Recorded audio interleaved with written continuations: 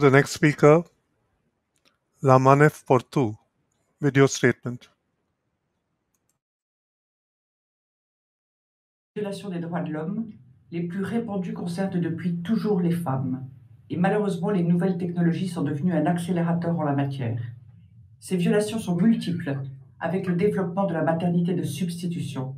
Cette pratique confisque les droits les plus élémentaires des femmes en les privant de leur santé reproductive par les stimulations hormonales artificielles, les prélèvements massifs d'ovocytes, l'élocation de leur utérus, corps et psychisme.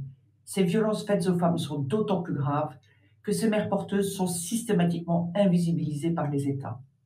Les victimes de cette exploitation reproductive sont les plus vulnérables économiquement, socialement et culturellement. Cette exploitation constitue l'une des formes actuelles de traite des êtres humains telles que définies par le Conseil des droits de l'homme. Or, les technologies numériques sont largement utilisées pour mettre en œuvre cette traite humaine. Cette exploitation repose en effet sur deux moyens incontournables, des ovocytes et des utérus disponibles à la location, c'est-à-dire des femmes en difficulté. C'est notamment à leur recrutement et leur sélection que servent les technologies numériques. Sur toutes les plateformes de réseaux sociaux, des recruteurs attirent des femmes, toujours sur les mêmes critères, âge, poids, ethnie, physique, et toujours avec le même levier, l'argent. Ainsi, Happy Beginning cible des femmes grandes et blondes, dans un post du 22 octobre 2020. De son côté, Donor Haven publie un post le 19 janvier 2021, présentant une façon facile et confidentielle de faire de l'argent rapide, fournir son sperme ou ses ovocytes, ou devenir mère porteuse. Sur la plateforme TikTok, où les utilisateurs sont plus jeunes et donc plus manipulables, ces annonces sont courantes. Le compte X-Donation, par exemple, attire les filles en les invitant à reprendre en main leur futur grâce à la rémunération.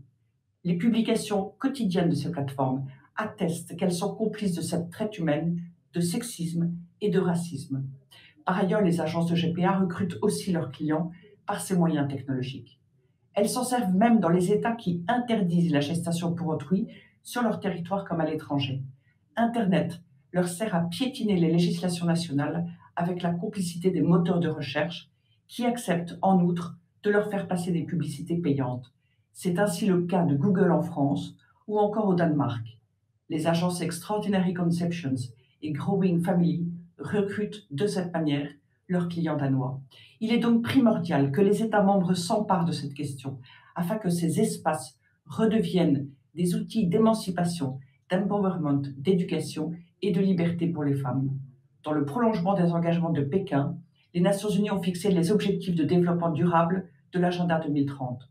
Combattre l'exploitation reproductive sur tous les terrains, y compris celui des technologies numériques, répondra aux objectifs 5 et 9 et fera progresser les droits de l'homme dans le monde.